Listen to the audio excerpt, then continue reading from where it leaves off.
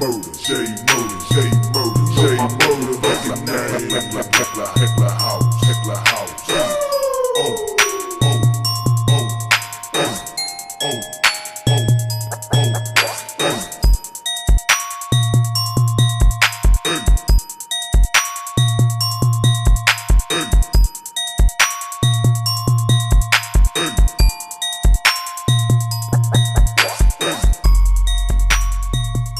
What's up, YouTube? It's your boy Thomas back again with another rendition of Truth Be Told. Now, this week there wasn't really anything going on in the news that I would consider major. Yeah, a lot of trash talk about Biden and Hunter, him and his daddy. They've been busted for doing all kinds of crap, but yet nothing is being done to them. It's just insane. But whatever. They'll eventually get theirs. I guarantee it. The Democrats and the far left are losing their minds because people are starting to push back to far left ideology. So it's all coming back. It's going to right itself again. You'll see. The two main things I want to talk about this week is I just got done watching The Boys Season 3.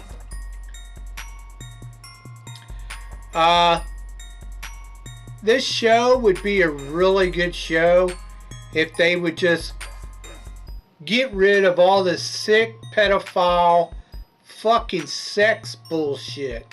It's gross. It's not like, you know, a normal type of sex. They go out of their way to make it nasty and gross.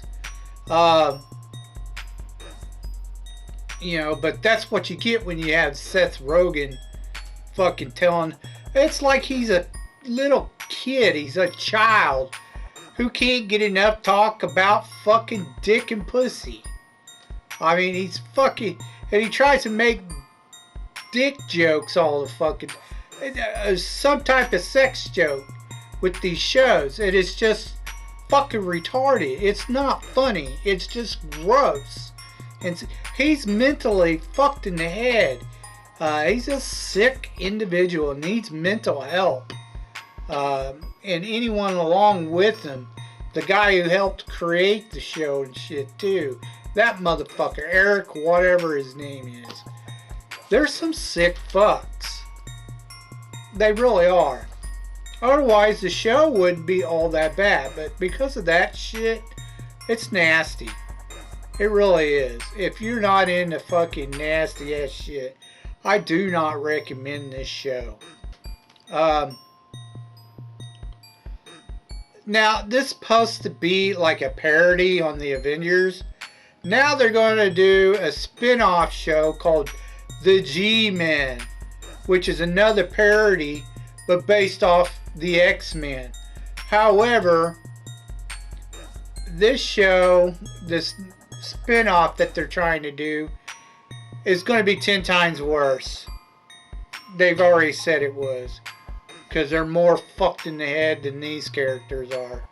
But anyways, this season, you know, Homelander has to deal with the fact that everyone is pretty much turning against him. He's a piece of shit trash, but everyone's scared of him because, like, they can't hurt the motherfucker. Like, he's invincible practically. So they go looking for this weapon that supposedly will kill him, because they heard it would kill, or it killed another individual from a different earlier group of Vought. I can't remember what they were called, what the group name was, but Jinkles, he plays Soldier Boy, which is the main member of that group. Now, instead of finding the wet butcher in them, instead of finding the weapon, they find Soldier Boy. He's still alive. Everyone thought he was dead. There is no weapon. So they decide to use Soldier Boy to go kill Homelander. Because he's killing people left and right and controlling the company of Vault now. And he's just gone, fucking nuts. Anyway, so they go to get Soldier Boy, and then Soldier Boy finds out that the reason Vault tried to get rid of him is because they took his DNA and created Homelander. So Homelander is a sperm son, he artificially created from his sperm. He finds out that's his son, but he thinks Homelander is a big pussy. So they start to go at it towards the end of the season, but Soldier Boy ends up hurting the little boy that's Homelander's son or whatever, and Butcher turns on him. Everyone pretty much turns on Soldier Boy. Homelander and May kind of have it out, but she still don't hurt him enough. The boy now, he likes his father because his father's giving him attention, even though he's pure evil. So he goes home with him. They stop Soldier Boy, but he doesn't die. May doesn't die, even though she jumped out the window to sacrifice herself for everybody. But neither one of them died. They stick Soldier Boy into a deep coma and put him away in like this big giant tube, kind of like a cryogenic freezer tube thing or whatever.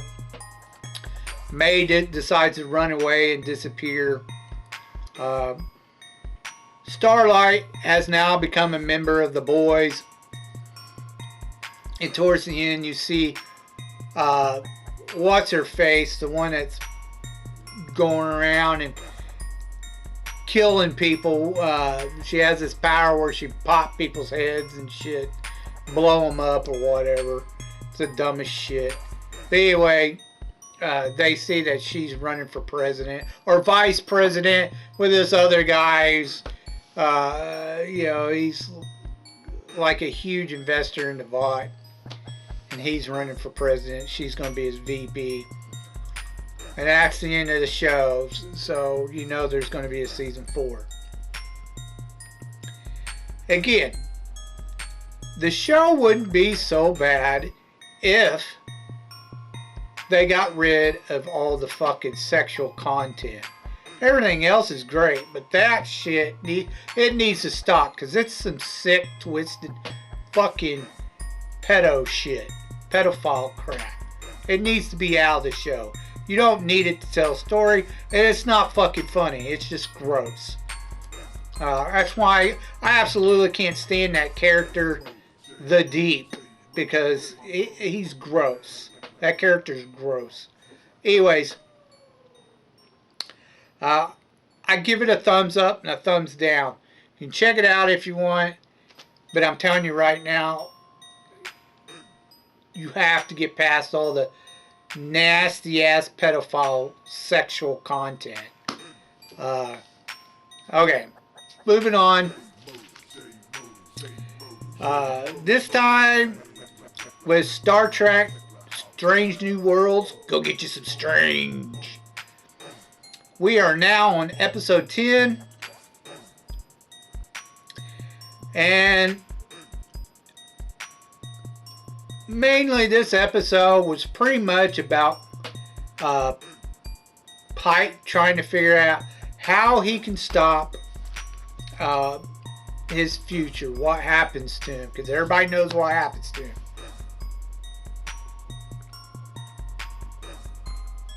So he notices, he meets this guy's son on a space station, and he happens to be one of the two cadets that his accident happens and kills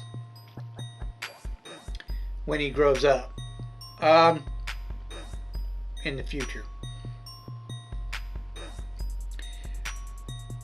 Here's the thing, I'm not real big on a whole bunch of the time travel that they do in Star Trek. They've gotten used to doing it a little too much. It was okay a couple times, but when they start screwing around with the timeline and shit, that's when I'm like, okay, you gotta stop. But anyways, that's how I feel about the time travel in Star Trek. In this one, his future self comes back in time to tell him he can't be trying to change the future, or he'll fuck up shit and make it even worse. And out of the blue, he brings a crystal that, for whatever reason, now all of a sudden the Klingons have these time crystals that the Klingon monks or whatever have, and they could travel through time and all this other bullshit. I'm like, get the fuck out of here. Who wrote this shit? That's so fucking retarded. It's dumb, because there's no such thing. But they make it up, and they invent these time crystals that the Klingons have that he used to go back in time and to show Pike the time he's from and that how he fucked shit up. And he's the future Pike is trying to tell him, you can't do it because you don't want my timeline. You'll fuck shit up. Somebody takes your place. Well, you go through this whole spew of him meeting Kirk, and he thinks he's supposed to guide Kirk along now. Which they said they wouldn't do. They would, expose the audience to the new Kirk for a while, but they decided to go ahead and do it anyway. And the guy sucks as Kirk. He's terrible. I don't like him at all. Anyways, I don't like the show anyway. But anyways, you have this shitty Kirk with the shitty Spock. Pike basically learns that he's going to meet the Romulans. He's going to start a war with the Romulans in this particular timeline if he doesn't go through with killing himself and the cadets. He's got to kill them all. Anyways, if he don't, this is what happens. Spock gets fucked up. I mean, really fucked up. And he starts a war with the Romulans, which goes on and on and on. Okay. Spock acts like he doesn't know anything about the Romulans, has no clue about them.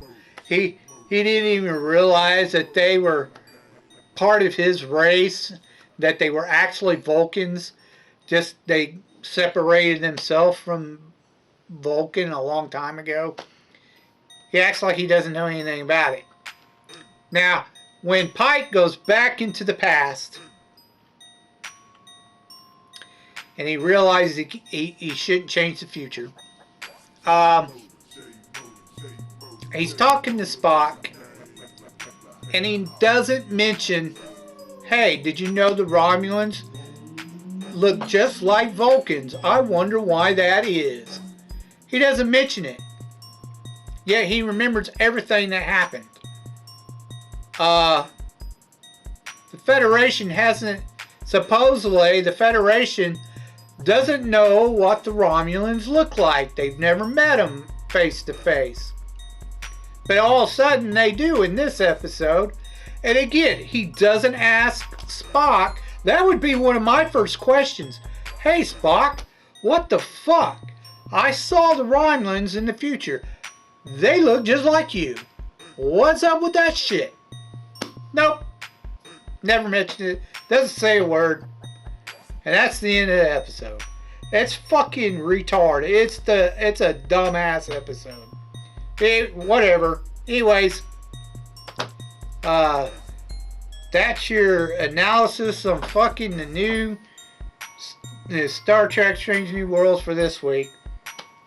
It just gets worse and worse. It's the biggest train wreck I've ever fucking seen.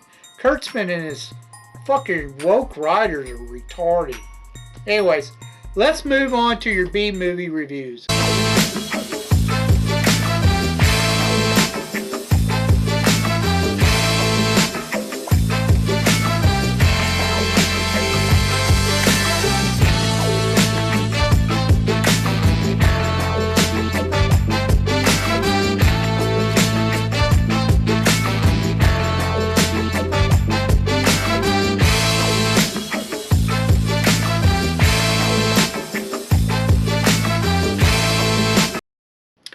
Alright, Movieholics. This week is Action Week.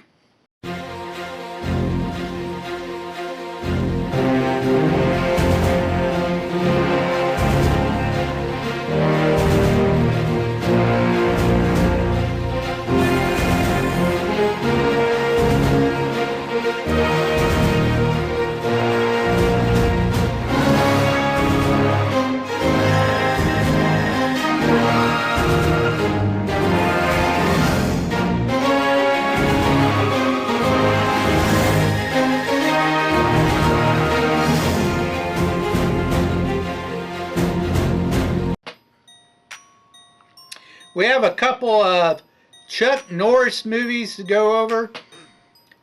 I've said before in previous videos, I am not a fan of Chuck Norris. The only thing he's really recognized for is being a student of Bruce Lee. Chuck Norris cannot act. He's stone-faced through every single film. I do not understand why he had such a following of fans. Because he sucks as an actor. He can't act. Everybody else has to carry him throughout the entire movie or television show. The guy can't act. It's just a fact. Anyways, he made a lot of B-movie action films. So that's why I decided to go ahead and do a couple more Chuck Norris movies to get through them. Alright. The first one I watched was called Forced Vengeance. This was done in 1982, and it only made about $7 million, so it really didn't do all that well. Of course, it stars Chuck Norris, and then the leading lady in it is Mary Weller, who plays his girlfriend. Basically, the story is Chuck Norris meets this guy. He's like a casino owner in Hong Kong. In his early days, when he was a part of an airborne unit in the military. Eventually,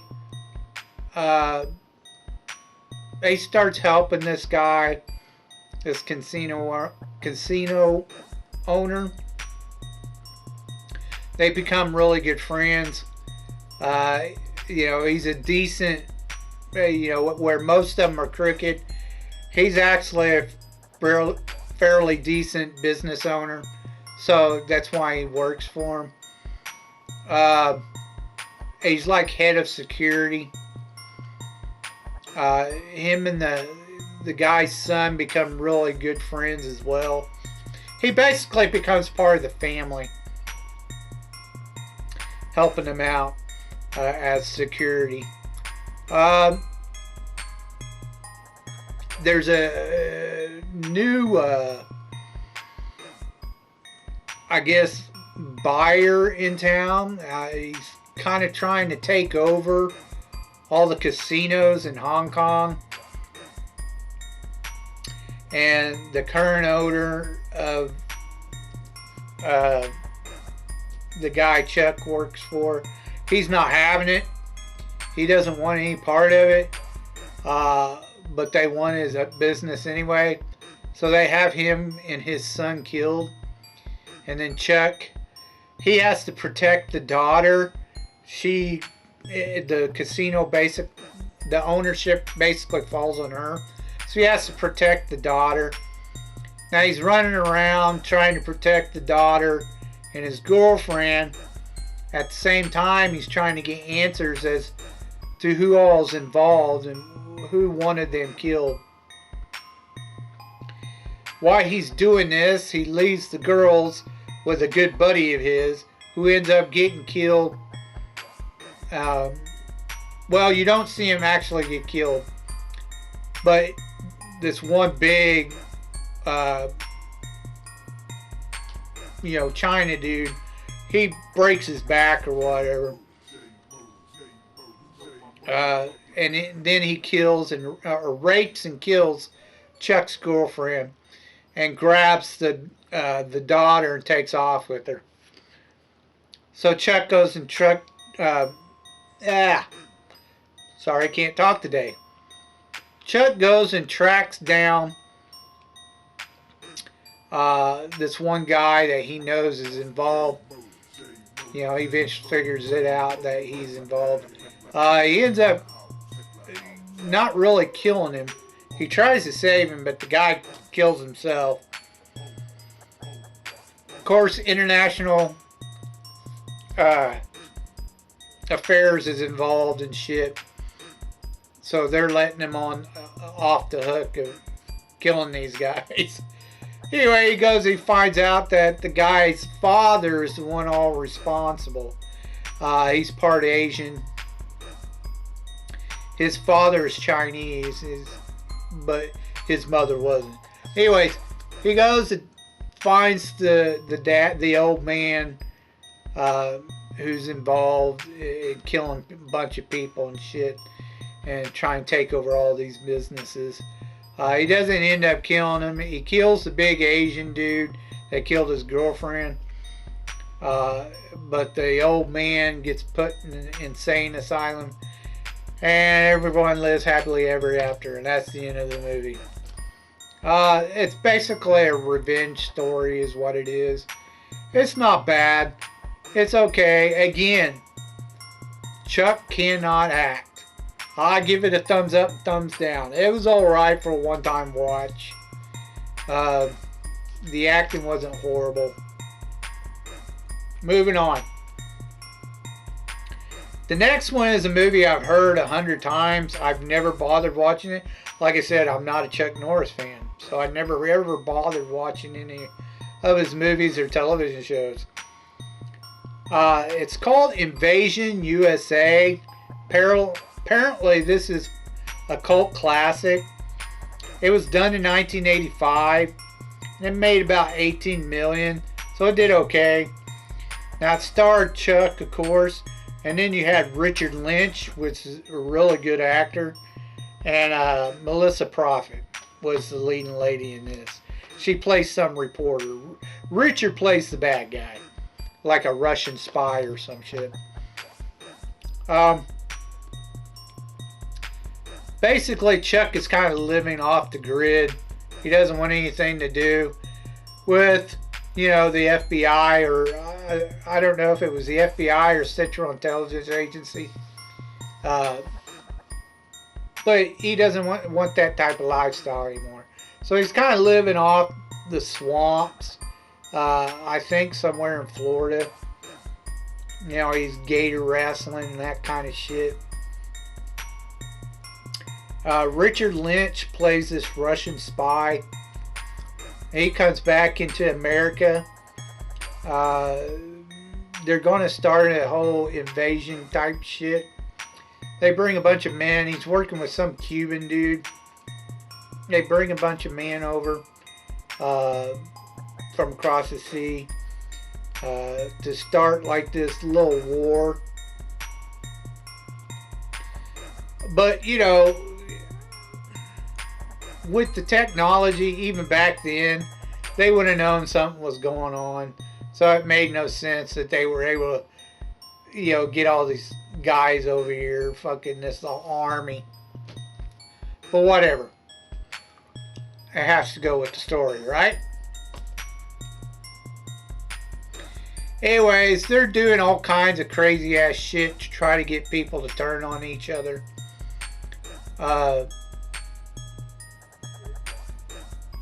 They end up trying to kill Richard Lynch's character.